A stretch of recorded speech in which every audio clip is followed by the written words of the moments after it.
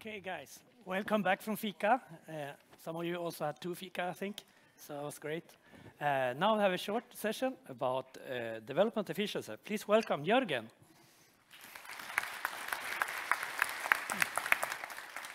Thank you. Hi, everyone. My name is Jörgen Andersson, and for the 20-plus last years, I've been working in different roles within my 4 main interests areas when it comes to professional lives: software development and architecture, and development processes and organizations. If you follow this link, you can find my contact information if you want to discuss anything or what I'm about to tell you, or if you want to know how it is like to work with Pensionsmyndigheten, the Swedish Pensions Agency, where I spent my last 8.5 years now. It's also the organizational context for what I'm about to tell you. So we have a decently sized IT department, and our assistants handle a lot of money each year to provide all the Swedish pensioners with their main income. And as with every development organization, we strive to grow our development efficiency. As a startup, you do it to reduce time to market and beat your competitors and reach profitability. Enterprises do it to reduce cost and stay relevant in the market. And government agencies, we do it to produce more value for you, the citizens, and doing that without having to expand our organizations far too much. And it's reasonable, I think. And there is also a paragraph in the Swedish budget law that actually points this out to all government agencies, that we have to strive for more efficiency in whatever we're doing. And when thinking about it in these terms, I think it's pretty obvious that growing development efficiency has a really large scope. But when we search the internet for solutions and reasonings in this area, we find developer productivity engineering, or DPE for short. Who's heard of that? Anyone? Yeah? A few hands. That's good, because it's really good things. And if you've missed it, Justin Briok gave a good introductory talk to the subject last year here on JFocus. So if you haven't seen it, I really recommend you go back in the archives and have a look at that. For the purpose of this presentation, I'll just give you a quick summary. And basically, developer productivity engineering says use data-driven methods and tools to optimize the developer experience and developer output, and do that by shortening the code build test feedback loop, ease build failure resolution, and remove noise by fixing flaky tests. And if we zoom out a bit, we found that the essence is really use the right tools to shorten the feedback loop for developers and build the thing efficiently. Another thing we find at the internet search is DORA, or the DevOps-metrics. Have you heard of that one? Yeah, that's good. It's the development and the DevOps and research and assessment team. I think it's part of Microsoft now. And it was popularized in the book called Accelerate by Dr. Nicole Forsgren. DORA consists of 4 metrics. And they say deployment frequency, the number of successful releases of features to production; lead time for changes, the time from you make the commit until it's hit production; mean time to recover, which is the time to bounce back from a failure in production; and change failure rate, the percentage of the changes that result in a production failure. If it once again zooms out a bit, I would argue that this goes under eliminate waste. Deployment frequency and lead time to changes. Don't keep finished work lying on the shelf because it's waste. And mean time to recover and change failure rates. Avoid failing your systems in production. And above all, avoid leaving them there for long because it's waste. So while both DP and DORA are highly important and provide both useful metrics and recommendations, they are still rather narrowly focused. Putting them together, we get developer productivity with a bit of quality metrics, but we're still just focusing on how we perform while we build our thing. At Pensionsmyndigheten, we have done quite a lot of things in this area. We have automated deployment pipelines. We have invested in running our automated test suites faster and more often. And we use tooling to reduce build times.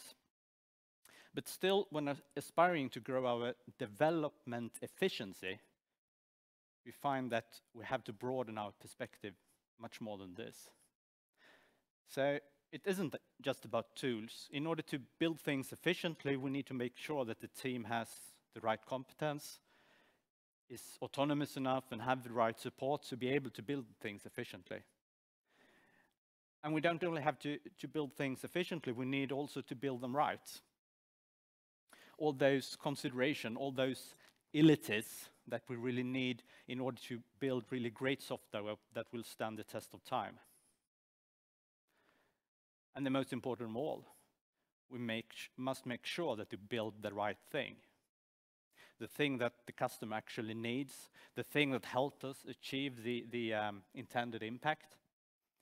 I think we can all agree that if we build the wrong thing, it doesn't really matter how well or how efficiently we do it, because if we don't achieve the intended impact, we don't have any development efficiency to be proud of after all.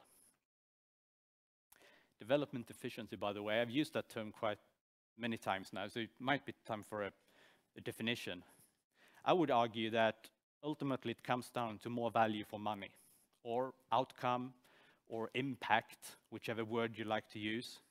However, it's very different from productivity or output, because those words only consider sheer volumes, lines of code, number of releases, number of features delivered. Development efficiency is about more impact resulting in more value for each dollar or Swedish krona that we invest in our development business. So growing development efficiency isn't just about tools. It's a lot of those soft questions as well. So in striving to grow development efficiency of an organization, it's important that you have a common language and a common understanding of the different parts that build on top of each other to achieve this development efficiency. When we were searching for prior work in this area, we didn't really find much. So we decided to come up with our own model, our own set of definitions, and tying them to existing lean and agile practices when those were present. And in doing so, we also felt that there was another bit missing, and you can actually see it from this image as well. This picture of an upside down pyramid, the pyramid of build the right thing, build the thing right, and build the thing efficiently. It will actually fall over if it didn't have a solid supporting foundation. A foundation made up of an organization, individuals and teams, collaboration between those teams, and the basic agile practice of a sustainable pace, an even and predictable delivery rate. So this is the model we come up with. And of course, there are much more details in this model. Unfortunately, I don't have time to walk you through the whole model in this short talk, but in my last slide, I will give you a link where you can read more and also download this model alongside additional explanation of all the different parts. But before doing that, I would like to tell you a bit about how we use this model. The model is specific enough to present a structure for thoughts and discussions on where the organization stands, where it's causing problems, and where a particular solution might fit in.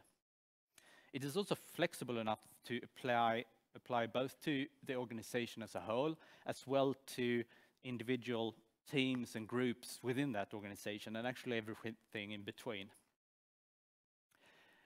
So I've used this model in teams to discuss which part of this model their contribution to the agency's development lies.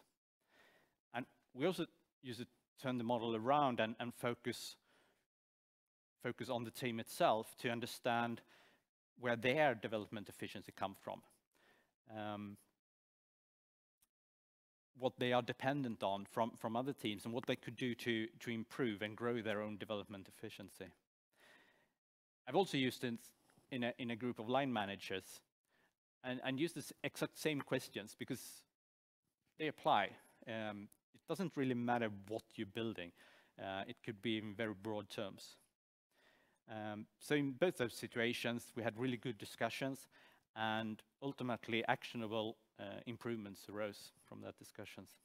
I'll give you a few examples. In a team delivering tools and support to other delivery teams, we had a discussion about where the contribution lay, and they landed in this area, because collaboration and building the fish efficiently, that's where the tools that the team deliver fits in. And then turning the discussion to the team itself, they had a long discussion of how do we know that we build the right thing for our customer, which is the other development teams. And they come up with an improvement and decided we could let the other teams vote on the issues that we have in our backlog, because that would be a good way to make sure that we actually build the things that the team thinks that they will get more value from. When I took it to the line managers, the discussion was very much in this area, because that's where they felt they had their contribution. And they had a discussion on how to build a strong culture of making decentralized decisions, so that decisions are made where the knowledge is in the organization. And for improvements, they had a discussion in how they build their product, their service to the organization in the best way, and decided on improving how they help each other to achieve their work internally. So to be successful in growing development efficiency, we need everybody in the whole organization to understand and innovate and continuously improve, and thereby bring their contribution to the table. And to help achieve that, we have put together a group exercise as well that you can run in any group or team in the organization. And the purpose of that exercise is to jointly in the group or team understand the group's contribution to the development efficiency of the organization as a whole, understand the group's own development efficiency and what it's dependent on, and find activities to grow the group's development efficiency. I leave you with this to take away. Growing development efficiency is so much more than tools and metrics.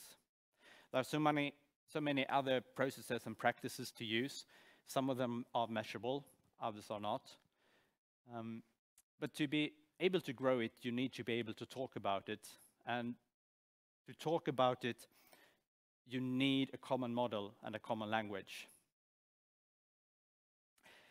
You will find more information, and you can download the development efficiency model and the group exercise if you follow this QR code. It will lead you to a blog post that I wrote accompanying this talk.